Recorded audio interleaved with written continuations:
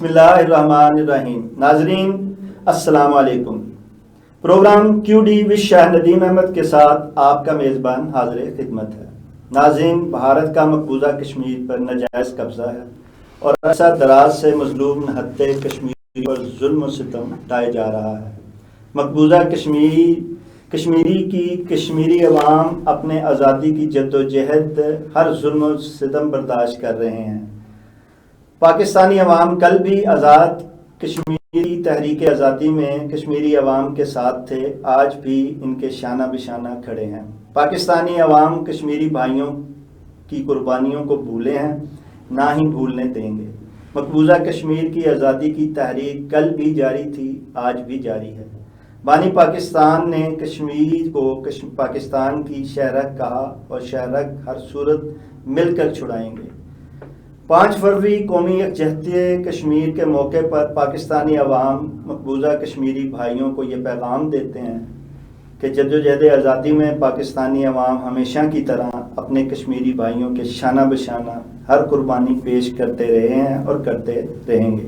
لیکن کیا اس طرح سے ہم کبھی مقبوضہ کشمیر آزاد کرا پائیں گے اور کشمیریوں کو بھارت کے ظلم و جبر سے نجات دلا پائیں گے؟ اس پر گفتگو کرنے کے لیے آج ہم نے جن مہمان گرامی کو دعوت دی ہے، ان میں ہمارے پہلے مہمان گرامی ہمیں مدینہ منورہ سے جوائن کر رہے ہیں.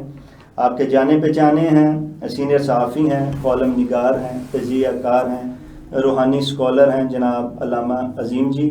اور ان کے ساتھ ہمیں اسٹوڈیو میں جوائن کر رہے ہیں ہمیں سینئر صحافی ہیں، کالم نگار، تجزیہ کار جناب ناصف امان صاحب. میں دونوں مہمان گرامی کا بڑا مشکور ہوں کہ وہ ہمارے پروگرام میں تشریف لائے ہیں.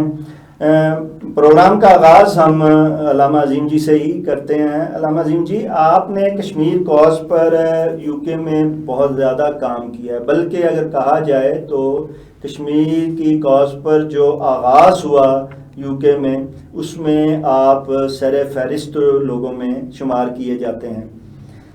اگرچہ اس میں آپ کے نومینیشن کردوں کو تو ایوارڈ ملا، لیکن آپ کو اس پہ ایوارڈ نہیں دیا گیا. لیکن آپ نے کام بہت کیا ہے. علامہ جی، جب آپ نے اتنا کام کیا ہے تو کیا وجہ ہے کہ اتنی عملی جدوجہد کے بعد بھی کشمیر کاز جہاں پہنچنی چاہیے تھی وہاں اب تک کیوں نہیں پہنچ پائی ہے؟ بسم اللہ الرحمن الرحیم. میں شکر گزار ہوں کیو ڈی کا اور ندیم صاحب آپ کے اس پروگرام میں اتنا عرض کروں کہ کشمیر کاز کشمیریوں کے لیے جو ہے وہ شارگ ہے، بلکہ پاکستان کے لیے شارگ ہے. قائد اعظم نے ان کو شارگ فرمایا. اصل میں کشمیر کی جدوجہد ہمیشہ سے سب لوگوں نے کی ہے. میں کسی بھی پارٹی کو یا کسی بھی کا نام نہیں لوں گا. ہر کسی نے کشمیر کاز کا نام لیا. شہید ذوالفقار بھٹو صاحب نے کہا کہ کشمیر کا کاز کے لیے 100,000 سال لڑیں گے، اور اس طرح کے نعرے چلتے رہے. پھر اس کے بعد اوورسیز پاکستانیوں نے بہت کام کیا اس کے اوپر. تو اس میں بیرسٹر سلطان محمود صاحب، سردار عبدالقیوم خان صاحب اور سردار عتیق احمد خان صاحب جو ہے، ان کے کافی بڑے سردار ابراہیم کے بیٹے، یہ لوگوں نے بڑا کام کیا وہاں پر یہاں سے جا کے. لیکن وہاں پر لوکل جو ہے وہ راجہ منشی خان صاحب مسلم کانفرنس کے صدر تھے. اسی طرح سے پیپلز پارٹی کے وہاں پر جو سرکردہ لوگ تھے، انہوں نے اس میں بہت کام کیا. اسی اثناء میں 1994-95 میں سر جیرولڈ کافمین مرحوم ایک تھے، اپنا پارلیمنٹرین تھے اور سابق وزیر خارجہ بھی تھے برطانیہ کے. انہوں نے مسئلہ کشمیر کے اوپر چونکہ وہ میرے پارلیمنٹ کے علاقے کے تھے، میرے حلقے کے تھے، تو میں نے ان سے بات کی.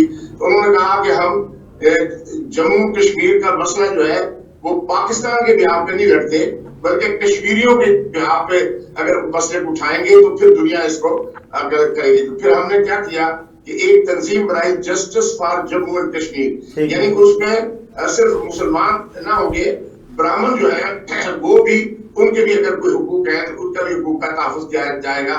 اس میں چودھری محمد بشیر ایک کشمیری رہنما بہت بزرگ ابھی کافی حدید ہیں برطانیہ میں رہتے ہیں ان کو چیئرمین بنایا گیا اور سر جوہر احمد جو پریزیڈنٹ بنے مجھے جنرل سیکرٹری بنایا گیا اور بعد ازاں لارڈ نذیر احمد صاحب کو بھی جو ہے justice for Jammu and Kashmir میں شامل کیا گیا as a senior vice president.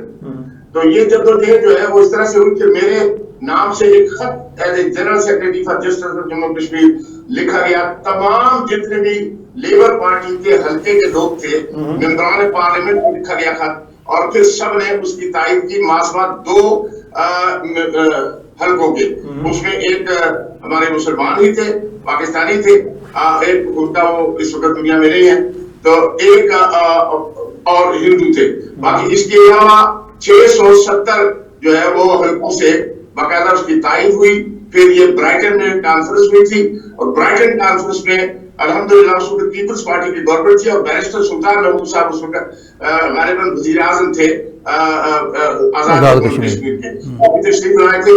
اور یہ بھرپور جدوجہد تھی اور لیبر پارٹی نے جو ہے وہ قرارداد منظور کی تھی بطور پالیسی خارجہ پالیسی برطانیہ کی اور اس کو بعد ازاں جب حکومت میں لیبر پارٹی آئی تو بھی انہوں نے اس کو اڈاپٹ کیا تھا.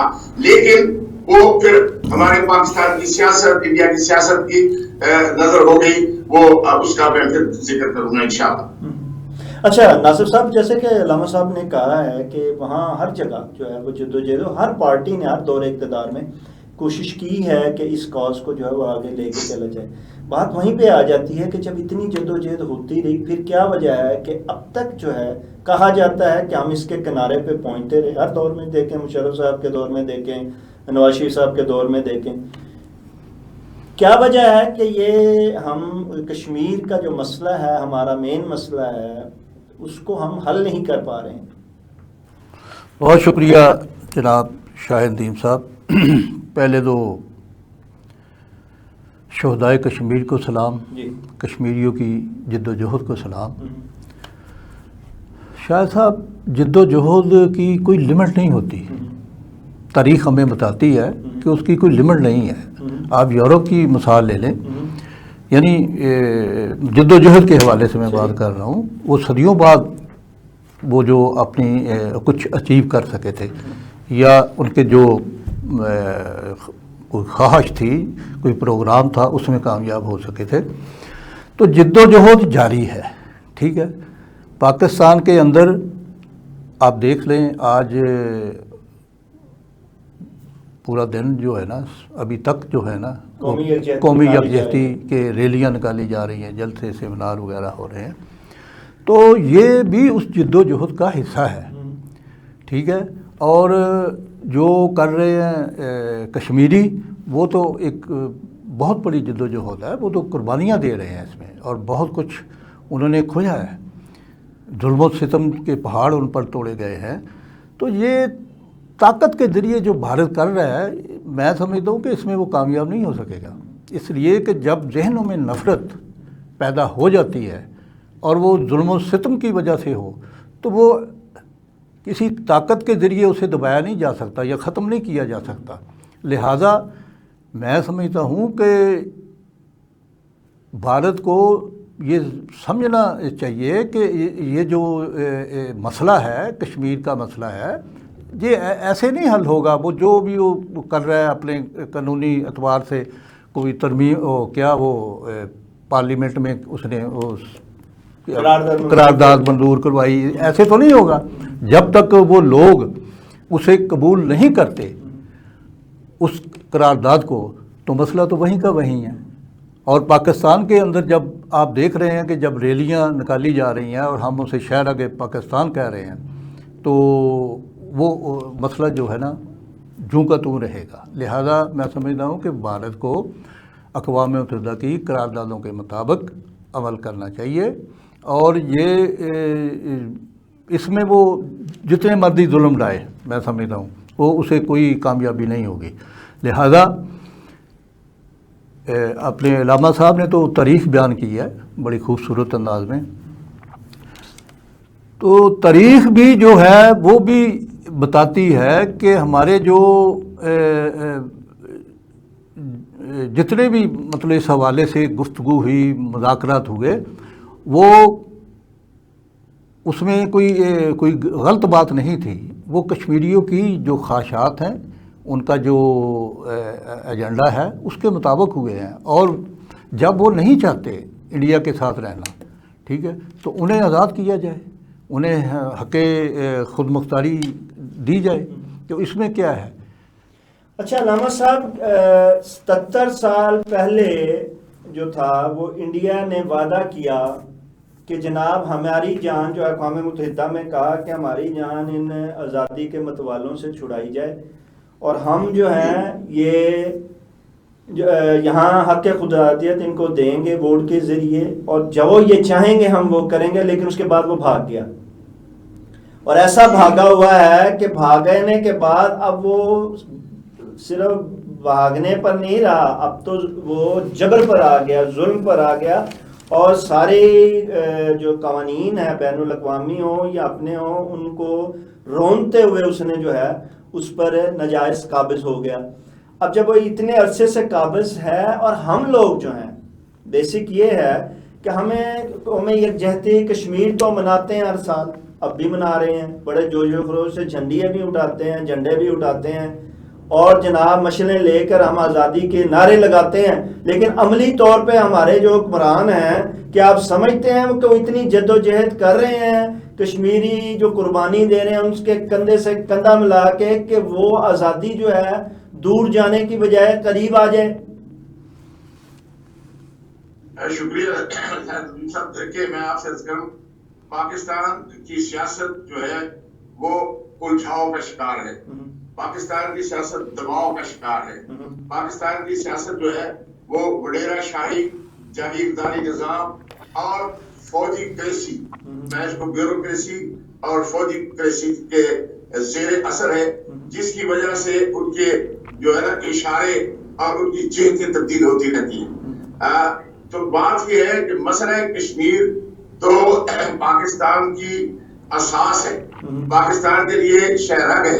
تو اس کو حل کرنے کے لیے اب اگر ہم یہ چاہیں گے کہ فوجی دباؤ ہم ڈالیں، تو فوجی دباؤ میں آپ سے عرض کرتا ہوں، جس پر کوئی شک نہیں ہے کہ جنرل پرویز مشرف کے زمانے میں انہوں نے راجیو گاندھی کو دھمکی دی تھی کہ ہماری فوجیں وہاں تک آ جائیں گی.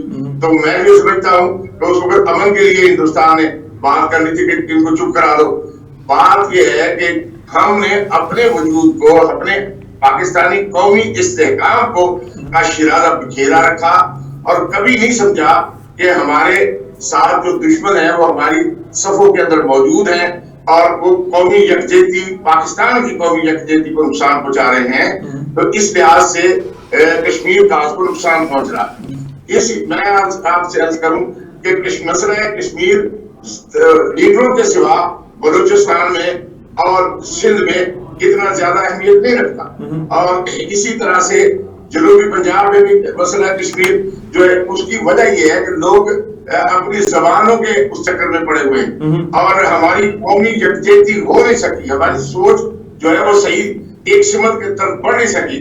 اب بات یہ ہے کہ ہندوستان بھی ایٹمی توانائی کا حامل ہے، انہوں نے ایٹم بم بنائے، اور الحمدللہ پاکستان نے یورپ بندی کے ساتھ اپنے استحکام کے لیے، اپنی بقا کی سلامتی کے لیے بھی جو ہے ایٹمی توانائی حاصل کی ہے، میزائل توانائی حاصل کی ہے. اب یہ تو ممکن نہیں ہے کہ ہم جنگ کر کے بھارت سے کشمیر حاصل کر لیں گے، یا کشمیر کو جنگ کے ذریعے سے بھارت بچا سکے گا. ان دونوں ملکوں کی کروڑوں عوام کی جو خواہشات ہیں، ان کی جو بقا ہے وہ اسی میں ہے کہ وہ نیک نیتی کے ساتھ جو مذاکرات بین الاقوامی طور پر انڈیا نے معاہدہ کیا ہوا ہے، اس معاہدے کے اوپر ٹیبل پر آئیں اور وہ بیٹھ کر اس مسئلے کو حل کیا جائے، تاکہ یہ اس علاقے میں جو ایٹمی آگ کی چنگاری نہ بڑھتے، اور امن قائم کرتے ہوئے دونوں ملک جو ہے وہ خوشحال ہوں گے، ترقی کریں گے اگر مسئلہ کشمیر حل ہو. اچھا، یہ جو ہے ناصر صاحب، مذاکرات کے ٹیبل پر تب کوئی آتا ہے جب وہ کمزور ہو یا دبا ہو. جب تک آپ کسی کو دبائیں گے نہیں وہ کیسے مذاکرات کے لیے آئے گا؟ آپ سمجھتے ہیں کہ بھارت جو ہے وہ اس جو مین کاز ہے کشمیر اس کے لیے وہ ٹیبل پہ آئے گا؟ کب سے تو کوشش ہو رہی ہے. کیا وجہ ہے کہ ہم لوگ بجائے اس کو دباؤ میں لانے کے، یہ چاہے وہ سفارتی ہو، چاہے وہ سیاسی ہو، چاہے کوئی بھی ہو، ہم صرف بیانیے تک اور تقاریر تک یا یہی ریلیوں تک رہتے ہیں، لیکن عملی جدوجہد جب تک نہیں ہوگی اور وہ دباؤ بڑھے گا نہیں، وہ مذاکرات کے ٹیبل پہ کیسے آئے گا اور کیسے یہ جو درینہ مسئلہ ہمارا حل ہو پائے گا؟ مذاکرات تو ہونے چاہیے، اس میں تو کوئی برائی نہیں ہے. بات وہی ہے آپ کی کہ جب تک وہ دباؤ میں نہیں آئے گا تو مذاکرات کی ٹیبل پہ نہیں آئے گا تو یہ مسئلہ حل نہیں ہوگا. اب اس کے دو طریقے ہیں. ایک تو ہمیں عالمی سطح پر اس مسئلے کو زیادہ سے زیادہ پیش کرنا چاہیے، اور جو کچھ بھی اب تک بھارت کر چکا ہے اس حوالے سے مطلب ایک پورا جو کہتے ہیں نا پوری چارج شیٹ جو ہے وہ اقوام متحدہ میں دوبارہ چلے جائیں. اس میں کوئی غلط بات نہیں ہے. ہمارے جو یورپ ہے، مغرب ہے، ان میں جو ہمارے سفیر ہیں وہ اس مسئلے کو اجاگر کریں. ٹھیک ہے، تو یہ ہوتا ہے بین الاقوامی عالمی سطح پر دباؤ. رہا آپ کا اگر اشارہ ہے کہ ہم اس پہ لشکر کشی کریں، تو میرا خیال ہے کہ لشکر کشی سے مسئلہ حل نہیں ہوگا. مطلب ایک جنگ ہے نا، جنگ شروع ہو جائے گی، پتہ نہیں کب تک جاری رہتی ہے. دباؤ کی مطلب موجودہ دور میں جو ہے نا دباؤ کی مختلف شکلیں ہیں. ٹھیک ہے، اب ہم اس حوالے سے ٹھیک ہے ریلیاں نکال رہے ہیں، اور یہ عالمی سطح پر، بین الاقوامی سطح پر یہ احساس دلایا جا رہا ہے کہ یہ مسئلہ وہیں کا وہیں ہے، ہم اسے حل کرنا چاہتے ہیں اور انہیں کشمیریوں کو ان کا حق دیا جائے. ٹھیک ہے، لیکن اس کے ساتھ ساتھ ہمیں یہ بھی یکجہتی کا مظاہرہ کرنا ہوگا کہ ہم ایک ہیں.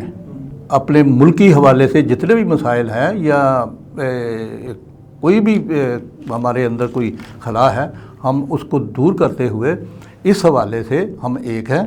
کوئی بیرونی طاقت یہ نہ سمجھے کہ ہم بکھرے ہوئے ہیں.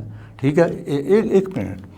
تو اس کے لیے ہمیں بھی مظاہرہ کرنا ہوگا. ٹھیک ہے، اور اس کا مظاہرہ ہمیں اپوزیشن، حزب اختلاف جو ہے اور حزب اقتدار ہے، ان کو مل کر آگے بڑھنا ہوگا تاکہ ایک تاثر تو جائے کہ ہم اپنے مسائل ساڑے جڑے نے وہ تو اپنی جگہ نے. ٹھیک ہے، سیاسی ہوں، لیکن سیاسی استحکام جو ہے نا سب سے پہلی شرط ہے کہ ہمارے اندر وہ آئے اور ہم تاثر ہر کسی کو جائے. بھارت ہماری اس کمزوری سے فائدہ اٹھا رہا ہے کہ ہم بکھرے ہوئے ہیں، ایک دستوں گریبان ہیں. تو لہذا علامہ صاحب آج 5 فروری ہے اور آج ہر منہ سے ایک ہی بات نکل رہی ہے کہ ہم جو ہے وہ آزادی کشمیر کے ساتھ ہیں، ہم کشمیریوں کی جدوجہد میں ساتھ ہیں، ہم کشمیر لے کر رہیں گے، وہ ہماری شاعرت ہے. لیکن ہماری عملی پوزیشن علامہ صاحب نظر نہیں آتی. ہماری ترجیحات میں کل یہ چیز نہیں ہوگی.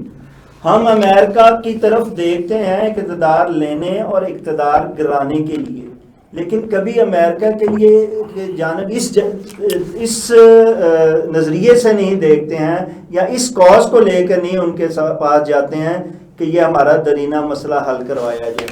آپ کیا سمجھتے نہیں ہیں کہ اہل سیاست کا یہ قول و فعل کا تضاد ہی جو ہے وہ ہمارے درینہ مسائل کو حل نہیں کر پا رہا ہے؟ بالکل، آپ کی بات سے میں بالکل متفق ہوں. حقیقت میں یہ ہے کہ پاکستانی سیاستدار خود الجھاؤ کا شکار ہے. مجھے تو اس بات کے اوپر حیرت ہوتی ہے کہ محب وطن پاکستانی جو وزرائے اعظم کا حلف اٹھا چکے ہیں اور جو پاکستان کا وزیر اعظم ہوتا ہے، میں یہ سمجھتا ہوں کہ وہ پاکستان کے جیسے ہوتا ہے نا کہ ہر عیب و ثواب کو وہ دیکھ چکا ہوتا ہے، اور اس سے بڑا کوئی محب وطن ہونا ہی نہیں چاہیے جس نے پاکستان کی وزارت عظمیٰ کا چسکا لیا ہو، مزہ لیا ہو، چاہے وہ میاں محمد نواز شریف صاحب ہوں، چاہے وہ جناب خاقان عباسی صاحب ہوں، اور چاہے جناب عمران خان صاحب ہوں. ان سب کو پتا ہے اس टॉप के ऊपर बैठकर उन्होंने देखा है कि समुद्र के अंदर मगरमच्छ कितने हैं और मछलियां कितनी हैं। तो बात ये है कि इन्हें अगर अमेरिका की तरफ देखकर फिर कश्मीर को आजादी करानी है, और सिर्फ अक़वाम मुत्तहिदा में एक जोशीली तकरीर जो एक बहुत बड़े अच्छे सहाफ़ी ने लिखी हुई हो, और उसमें कभी बाद तकरीरों में मुझे आज उसको भी ये मौका मिला है कि 2-4 जुमले मैंने भी उसमें तकरीर में ऐड किए, मुख्तलिफ उज़रा आज़म के, आप नाम ना ले जी। तो वो बड़ा जोश लोगों ने कहा कि हाय हाय क़यामत बर्पा हो गया, जम्मू कश्मीर आजाद। तकरीरों से कुछ नहीं होगा। बात ये है कि जब तक हम खुद कश्मीर के काज के साथ मुखलस नहीं होंगे, आपके सामने अब आजकल खत लिखे जा रहे हैं बानी पाकिस्तान वो तहरीके इंसाफ को रिहाई दिलाने के लिए अक़वाम मुत्तहिदा को भी, यूरोपीय यूनियन को भी, ब्रिटिश पार्लियामेंट को भी और अमेरिकी पार्लियामेंट को। तो मुझे ये बताएं, फिर वो इस तरफ देखेंगे या कश्मीर की तरफ देखेंगे? भारत को मौका मिलेगा, वो उनकी लॉबी बड़ी मजबूत है। इस लॉबी को वो कहते हैं कि पाकिस्तान में खुद भी जमहूरियत नहीं है, पाकिस्तान जिस मकसद के लिए हासिल किया गया था पाकिस्तान ने वो पूरा नहीं किया, इसलिए फिर कश्मीर को लेके क्या करेंगे? तो जो कश्मीर इस वक्त मौजूद है पाकिस्तान के साथ, उस कश्मीर की आप हालत देखें, उसमें अमन नहीं है। उसमें जनाब जो हुकूमत आती है वो पिछले वाले की हुकूमत को डिस्टेबलाइज करके और अपने बंदों को लाना चाहती है। अजीब व गरीब मसला है। हमें आज के दिन 5 फरवरी को कौमी यकजहती कश्मीर करते हुए आहद करना होगा कि हम मसला कश्मीर पर एक हैं, और हम सब, जो चाहे तहरीक इंसाफ हो, चाहे जमीयत इस्लाम हो, मौलाना फजल रहमान साहब हो, चाहे मियां मोहम्मद नवाज शरीफ साहब हो, चाहे आसिफ जरदारी साहब हो, बिलावल भुट्टो, ये सब एक पाकिस्तान के झंडे के नीचे खड़े होकर जब नारा लगाएंगे तो इंशाअल्लाह कश्मीर की आजादी के लिए भारत मुज़ाकरात की टेबल पर जरूर आएगा, और बैनुल अक़वामी क़ुव्वतें अक़वाम मुत्तहिदा के भारत को मजबूर करेंगी कि वो इस खित्ते में अमन को कायम रखने के लिए मुज़ाकरात करें। पाकिस्तान के अहले सियासत अमान साहब भारत के मुज़ाकरात का इंतज़ार करते हैं कि वो हमारी टेबल पे आए, खुद मुज़ाकरात पे बैठने के लिए तैयार नहीं है। खुद ये अपने मुज़ाकरात कर नहीं पा रहे हैं, ये भारत से क्या मुज़ाकरात अहले सियासत करेंगे? आप क्या समझते हैं कि पहले तो मुज़ाकरात का शोर था, अब खतूत का जोर है? आप क्या समझते हैं कि इस मुज़ाकरात के शोर में और इस खतूत के जोर में क्या कोई अहले सियासत आगे बढ़ पाएंगे और कोई बेहतर मकासद हल कर पाएंगे? मुज़ाकरात यानी कश्मीर के हवाले से? मुज़ाकरात कश्मीर के तो तब होना जब आप खुद बैठ के अपने मुज़ाकरात तो पहले कर लें। हाँ, नहीं मुज़ाकरात तो हुए, फिर वो मुज़ाकरात करते हुए बीच में खतूत के जोर आ जाते हैं। कभी कोई अपोजिशन वाला खत मुज़ाकरात, कभी जजेस खत लिख रहे हैं। मेरी बात सुने, इस रोले में जो ये कॉज है आज़ाद कश्मीर वाली, इसका किसको ख्याल है? वो भाई मैंने जनाब शाह साहब पहले ही अर्ज किया है, जी। जब आप आपस में दस्तों गिरबां होंगे तो ना मुज़ाकरात उससे होंगे, ना वो दबाव में आएगा। ठीक है, आगे आप मुज़ाकरात, पहले खुद तो मुज़ाकरात, पहली बात ये है मुज़ाकरात तो अब तक हो रहे हैं, सीधी बात है, लेकिन देखना ये है कि इसका अंजाम क्या होता है। ठीक है, इसका अंजाम देखना है कि क्या होता है, क्या पीटीआई की शराइत मानी जाती हैं या नहीं। अगर नहीं मानी जाती तो फिर ये रौला गोला जो है वो इसी तरह जारी रहेगा। ठीक है, तो लिहाजा हमें कौमी हवाले से, कौमी मसाइल के हवाले से बात आपकी दुरुस्त है, कौमी मसाइल के हवाले से पहले आपस में तो हम बैठें, मुज़ाकरात करें कि चलें यार, वही आपस की बात है कि वो तो देखी जाएगी यार, पॉलिसी कामयाब नहीं, देखी जाएगी, पॉलिसी नहीं है, वो आपकी तासर तो दें जी बिल्कुल, वो नहीं यहाँ उसका मुझे बारा नहीं आ रहा। हर किस्म जो है ना, हर पार्टी का अपना अपना एक मकसद है, अपना अपना मफाद है, उसी तरफ जा रहे हैं। कौमी मफाद में अगर इन सियासी जमातों को अजीज़ हो तो आज हम जिस हालत में हैं वो ना कभी होते। ठीक है, तो बस अब देखते हैं मुज़ाकरात। अच्छा अल्लामा साहब, ये जो एक मुज़ाकरात खुद जो हैं, एक तरफ कहते हैं मुज़ाकरात जो हैं वो हमने नहीं करने हैं, हमारे मुतालबात, एक अपोजिशन ये कहती है, हुकूमत जो है वो कहती है कि जनाब हम तो मुज़ाकरात करने के लिए तैयार हैं, دوسری جانب پس پردہ جو ہے وہ 90% مذاکرات کی تکمیل ہونے کی جو ہے نوید سنائی جاتی ہے، جبکہ ادھر سے کہا جاتا ہے کہ جناب ایسی تو کوئی بات ہی نہیں ہو رہی ہے، ہمیں تو کوئی فکر مندی ہی نہیں ہے۔ اس دوران میں ایک طرف بانی پی ٹی آئی کا خط آ جاتا ہے، دوسری طرف ججز کے خط جو ہیں وہ چیف جسٹس کو چلے جاتے ہیں۔ یہ کیا پنڈورا بکس کھلا ہوا ہے، اور ہم اس پنڈورے بکس کو کیا کبھی بند کر پائیں گے اور اس مسائل کے گرداب سے آگے نکل پائیں گے جناب علامہ صاحب؟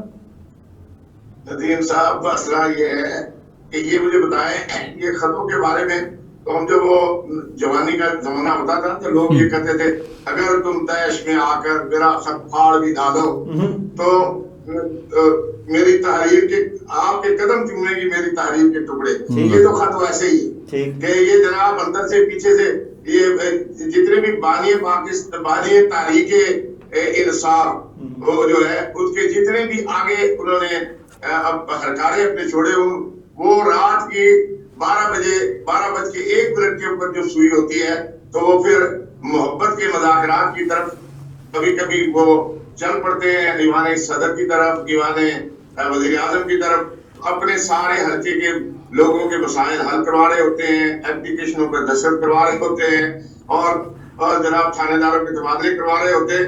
یہ سب کچھ ہو رہا ہے۔ باقی وہ بیچارہ جو ہے بانی پاکستان جو تحریک ہے اس غریب کو بانی بنا کے ایسا انہوں نے چکما دیا ہے کہ اب مجھے تو یہ چاہیے تھا کہ مذاکرات پہ ایک ہی بات ہوتی کہ جناب مذاکرات جو اگر کرنے ہیں تو عمران خان کے ساتھ کرے، اور عمران خان بھی کہتا کہ ٹھیک ہے میں حکومت کے ساتھ مذاکرات کرنے کے لیے تیار ہوں۔ خود وہ بیٹھتے ایک دوسرے کی حیا کرتے، آنکھوں میں آنکھیں ڈالتے، سب مسئلہ حل ہو جانا۔ اب یہ ہے کہ میرا نمائندہ آئے گا، وہ نمائندہ آئے گا۔ اچھا ناصر صاحب، وہ خط عمران خان صاحب نے لکھا تو ہے کہ یار میرے سے بات کریں آپ، خط دیکھیں نا، علامہ صاحب نے کہا کہ بات تو ہونی چاہیے جو ہونی ہے، اگر معاملات کو حل کرنا ہے تو سیدھی عمران خان یا تو وزیر اعظم کی عمران خان صاحب سیدھی بات ہو، یا آرمی چیف کی سیدھی بات ہو، کسی کی جو بااختیار ہے اس کی بات ہو اور معاملات کو آگے چلایا جائے۔ لیکن یہ جو کہا جا رہا تھا کہ جو عمران خان جو ہے وہ نہیں چاہتا مذاکرات، وہ کوئی نہ کوئی حکومت کے سارے وزراء کا یہی دعویٰ تھا، اس لیے بات مذاکرات کی آگے چل نہیں پڑی، ان کو سیاست دان ہی نہیں ہے جی وہ چاہتے۔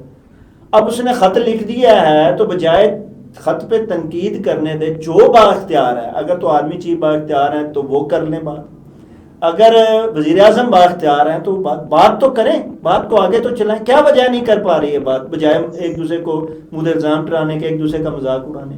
بھئی اس سے تو آپ اندازہ لگا سکتے ہیں کہ حکومت نہیں چاہے گی کہ مذاکرات کے ذریعے کوئی مسئلہ حل ہو جائے یا اس کی رہائی ہو جائے۔ اب رہائی ہوتی ہے تو ظاہر سیاست جو ہے نا وہ یکسر بدل جاتی ہے۔ تو حکومت جو ہے وہ، جہاں تک میری رائے ہے میری ذاتی، کہ وہ سنجیدہ نہیں ہے، ٹھیک ہے۔ اسی لیے انہوں نے چیف آف آرمی اسٹاف کے مطلب ان کو خط لکھا ہے، ان کو ریفر کیا ہے یا جو بھی ہے۔ اچھا، تو اس خط میں یہی تو ہے، آپ کہتے ہیں وزیر اعظم بھی تو جس طرح بنے ہیں تو وہ سب کو پتہ ہے، لہذا اصل مذاکرات جو ہیں وہ پہلے بھی اب تجزیہ کار جو ہیں یہی کہتے رہے ہیں کہ پس پشت جو ہے مذاکرات ہوتے ہیں۔ ایک منٹ، تو اب جو خط لکھا ہے اس میں انہوں نے صرف مذاکرات کی ہی بات نہیں کی، انہوں نے پورا بتایا ہے کہ ماضی میں یہ کچھ ہوا اور اس کا سد باب ہونا چاہیے، ٹھیک ہے۔ بات تو یہ ہے، اب سوچنا تو ہائر اتھارٹی کو ہے کہ یہ، لیکن ریکارڈ پہ ہے، ہمارا کام نہیں ہے، یہ تو نہیں سیاسی لوگوں کا، سیاسی لوگ بھائی سیاسی لوگوں کے ساتھ مذاکرات تو ہو گیا نہیں ہے، تو کیا اس میں نتیجہ کیا برآمد ہوگا، ٹھیک ہے۔ یا تو یہ پورا انہیں یقین دلا دیا جائے کہ واقعی ہمارا کام نہیں ہے، کہ ہمارا کام نہیں ہے، سیاستدانوں کا فری ہینڈ دے دیں، تو پھر بھی بات جو ہے آگے بڑھ سکتی ہے۔ اس صورت میں نہیں ہے کہ کبھی اس کے ساتھ کبھی اس کے ساتھ، اس طرح مذاکرات نہ ہوئے ہیں، نہ ہو سکتے ہیں، اور نہ اس کا کوئی مثبت نتیجہ برآمد ہو سکتا ہے۔ جب عام ہر بندے کو یہ نظر آتا ہے کہ کون بااختیار ہے اور ان بااختیار لوگوں نے ہی معاملات کو سدھار کر آگے لے کے چلنا ہے، لیکن وہ بااختیار لوگ جو ہیں در حقیقت وہ نہیں چاہ رہے ہیں، یہ ہر شخص باشعور کو نظر آ رہا ہے۔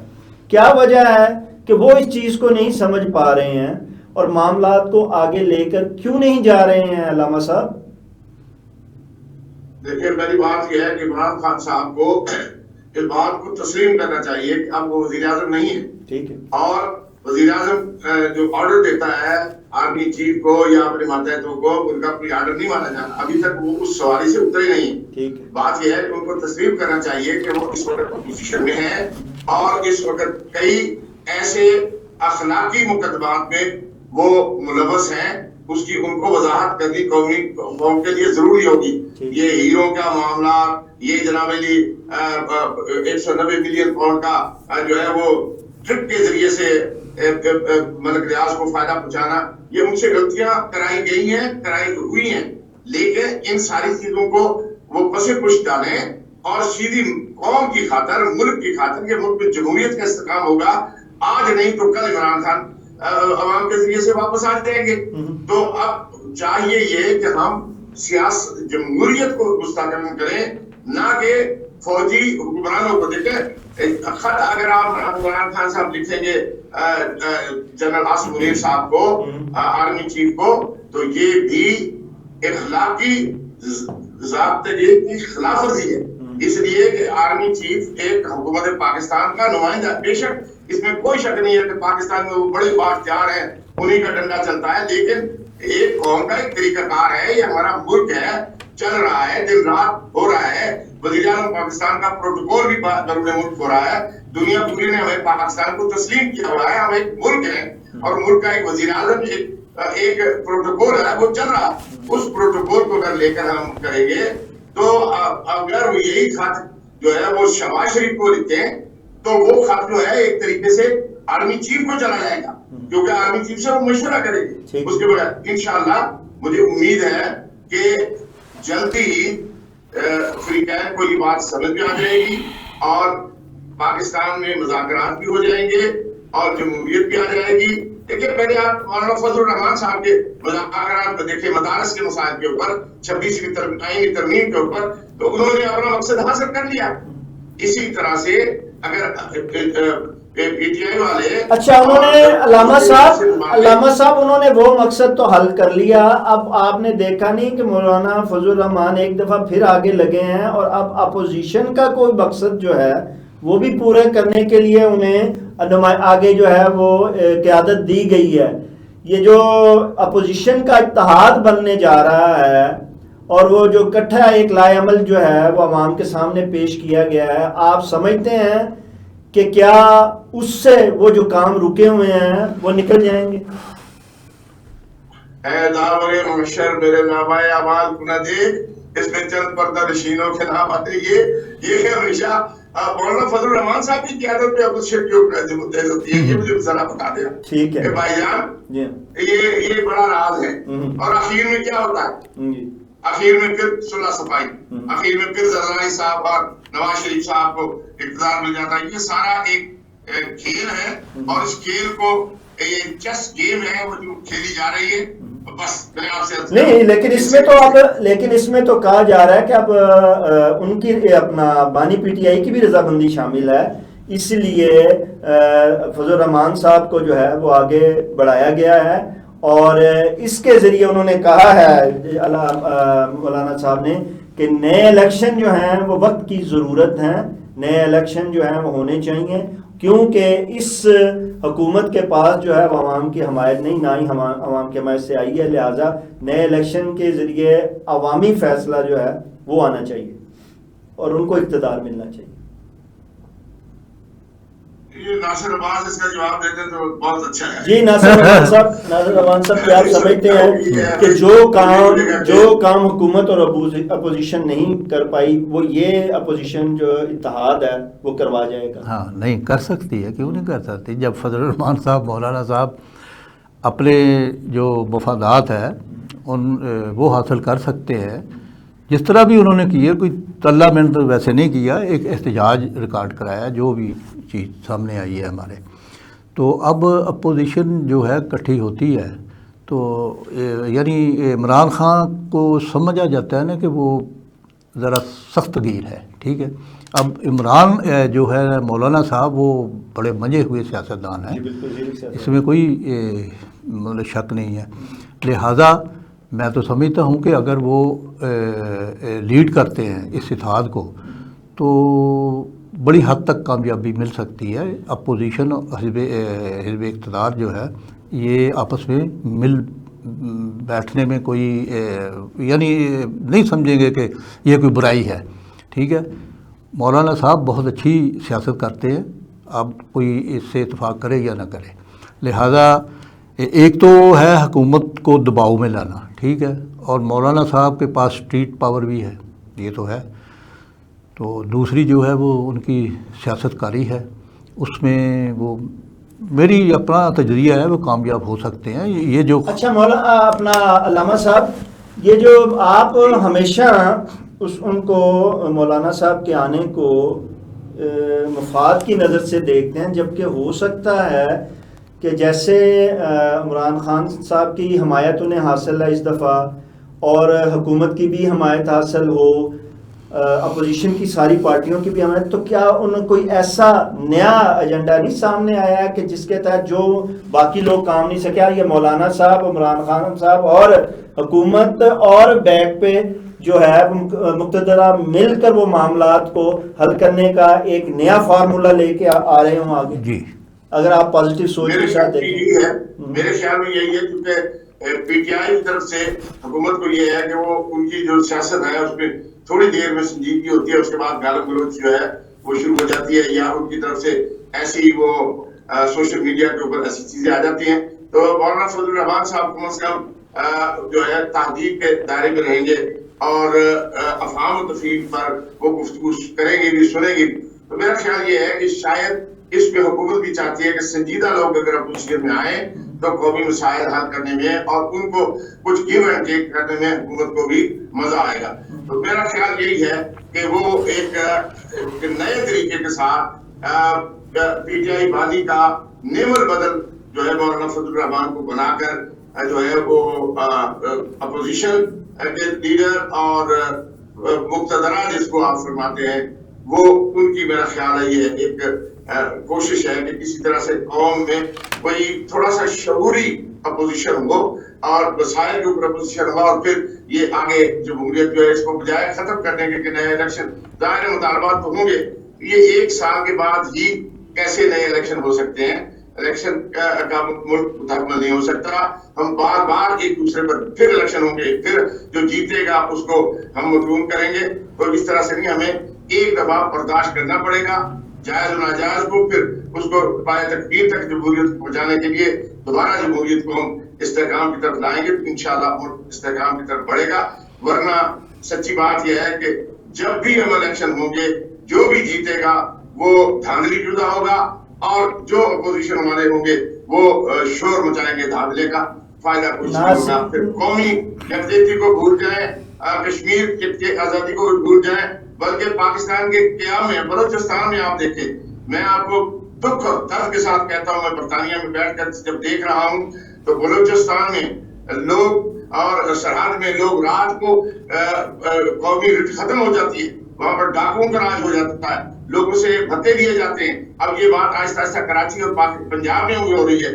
خدا نہ خواستہ اس ملک کا کیا ہوگا، یہ جنگل کا راج بن جائے گا. تو اپوزیشن کو اور حکومت کو مل بیٹھ کر قومی سوچ اپنانی چاہیے اور اس ملک کی ترقی کے لیے کچھ کرنا چاہیے تاکہ کشمیر بھی آزاد ہو سکے اور ہم اپنی جو فرسودہ سوچوں میں سے آزاد ہو کر قومی سوچ. آئے ناظرین، اس 5 فروری کو ہم جہاں قومی یکجہتی کشمیر پر یہ عہد کرتے ہیں کہ ہم آزاد کشمیر کے مظلوم کشمیریوں کے ساتھ ہیں، ہم کشمیر ہماری شہرک ہے اور ہم کشمیر لے کر رہیں گے، وہاں ہمیں یہ بھی عہد کرنا چاہیے کہ ہم آپس میں جو ہے وہ قومی یکجہتی جو ہے وہ لے کر آئیں. ہم جب آپس میں اتحاد و یکجہتی لے کر آئیں گے تو ہی ہم جو ہے وہ دوسروں کے ساتھ اتحاد کر پائیں گے اور اپنے مسائل کا بھی جو ہے وہ تدارک کر پائیں گے.